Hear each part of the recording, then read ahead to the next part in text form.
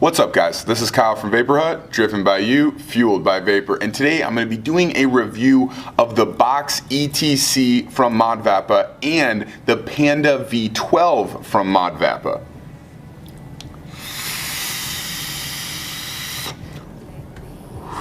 Man, this tank is amazing. We're going to get to the tank in a second. I want to first start with the Box ETC from Modvapa. So this is a 70 watt device and it does do temperature control. It'll fire between 5 watts and 70 watts. Now in normal wattage mode, it'll fire down to a 0.2 ohm coil, whereas in temperature control, it'll fire down to a 0.05. Now the Box ETC, it feels and looks a lot like their 50 watt Box 1 mod or something like that. So it's extremely small, it's extremely portable. There are 3 things about the Box ETC that I just don't like.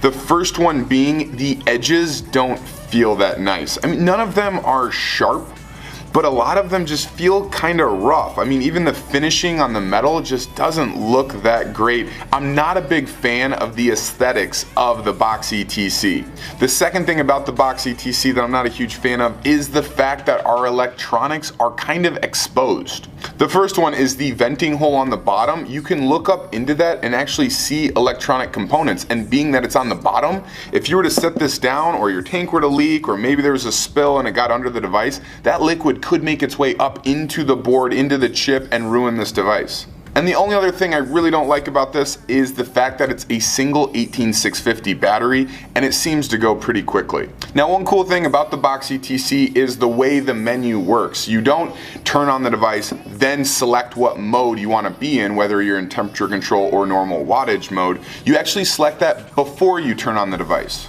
So kind of like a Windows bootloader where you can select the partition of the hard drive that you want to start up, or if you want to select a CD or a DVD or whatever to start up, you could do that. Same kind of thing with this. The device is automatically off. It brings you to a little screen. Click 3 times to turn it on with whatever mode you have selected, or hold power up, power down to enter the kind of bootloader where you select the mode you want to start up the device with.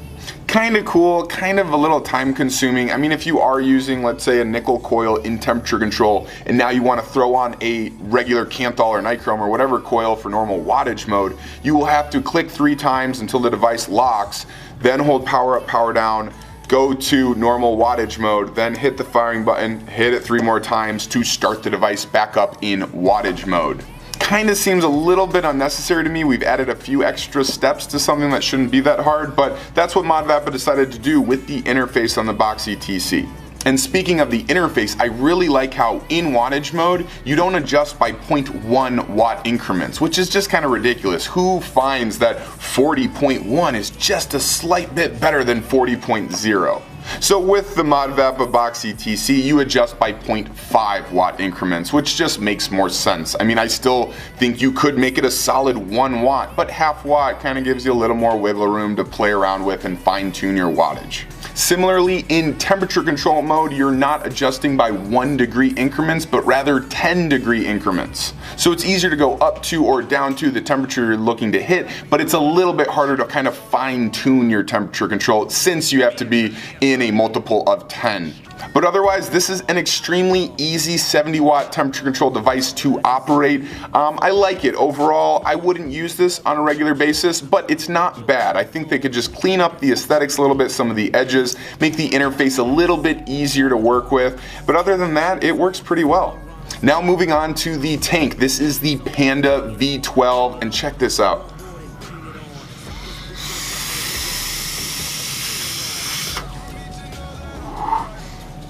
The airflow is awesome and interesting. We're going to get to it in a second. The flavor is remarkable, and there's a lot of really cool features with the Panda V12. It's kind of like they took a bunch of really popular, really hot selling tanks on the market and kind of combined them into one to make this Panda V12. Let's start with the only 2 cons I have about this tank. The first one is the spit back. You will get a little bit of juice in your mouth, especially depending on how hard you hit the device. The harder you hit it, the more juice you'll get in your mouth. It's not a huge deal, especially if the juice tastes really good. It's not the biggest deal in the world to me. It hasn't deterred me from wanting to use this tank. I've absolutely loved using it the past couple of days.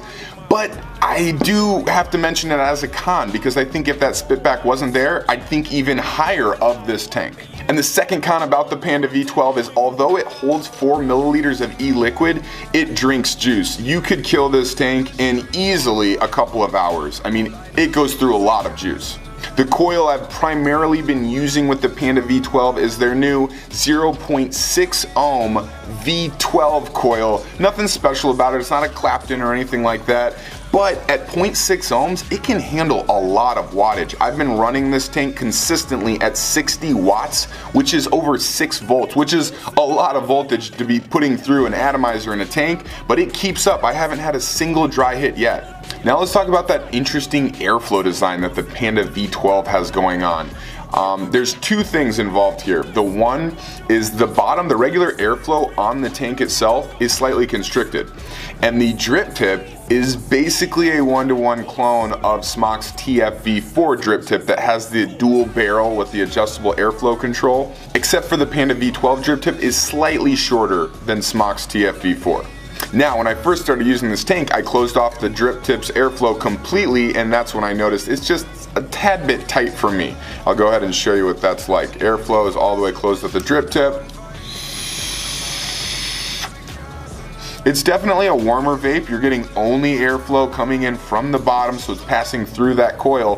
Whereas when you open up the drip tip's airflow, which normally I'm not a big fan of, I want all my airflow going through the coil itself.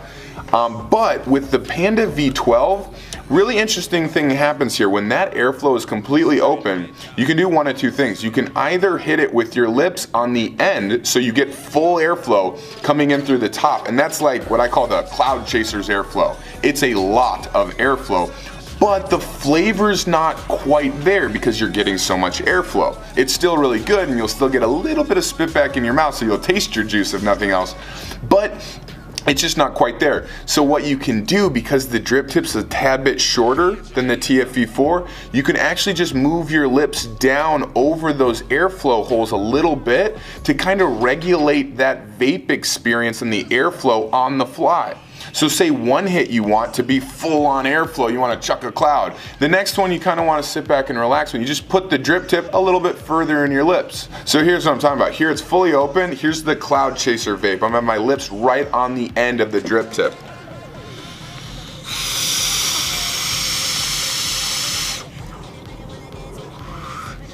That is a lot of vapor. Let me get it going this way so you can really see this.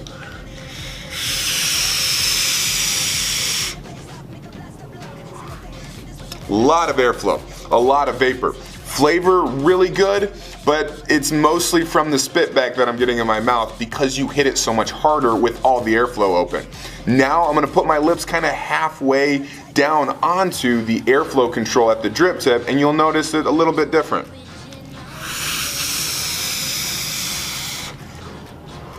Slightly warmer. I'm still getting a little bit of airflow at the top, but not full on like I was in the cloud chaser airflow hit. And now what you can do if you want to really close off the top without taking it off and kind of spinning this wheel, just put your lips all the way over it. And there's your tight hit. So at first I wasn't a big fan of the airflow style, the airflow design of the Panda V12, but eventually I got really accustomed to being able to sort of adjust how much airflow I'm getting out of the tank on the fly just by placement of the drip tip in your mouth, which is kind of a new experience for me, and I really dig it. Now the other design feature that you've definitely seen before is the fill style is a lot like the crown. You're just twisting off the top and there's 4 holes there to fill your juice into the tank. One difference with the Panda V12 is it has this ability when you spin it clockwise to close off the juice going into the atomizer. So when you do fill this, you're gonna unscrew the top, make sure you can see red circles in the atomizer windows. That means it's closed off. Then you fill it up, go ahead and screw back on the top, and then pop them open. I swear, with this fill design style, I haven't had leaking out of this once. The one time I filled it up and I didn't close off those windows to the atomizer, it leaked. And sure enough, every time since then, I've made sure I've closed off that atomizer's juice windows and not a single drop has come out of these airflow. And last but certainly not least, the build quality on this tank is top notch. I can't really say that about the box ETC from Modvapa, but the tanks that Modvapa produces are just phenomenal. All of the threads are buttery smooth. It just works exactly like it's supposed to, and I love it.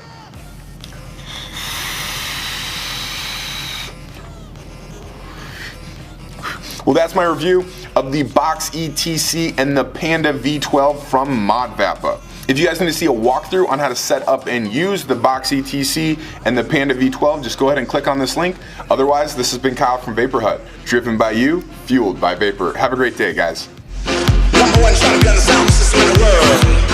Major laser sound. So I finally got my hair cut. It was just getting so long, it was unbearable. I mean, every time I'd tilt my head over, my hair would be down in my eyes, in my face, touching my nose. I just couldn't deal with it anymore.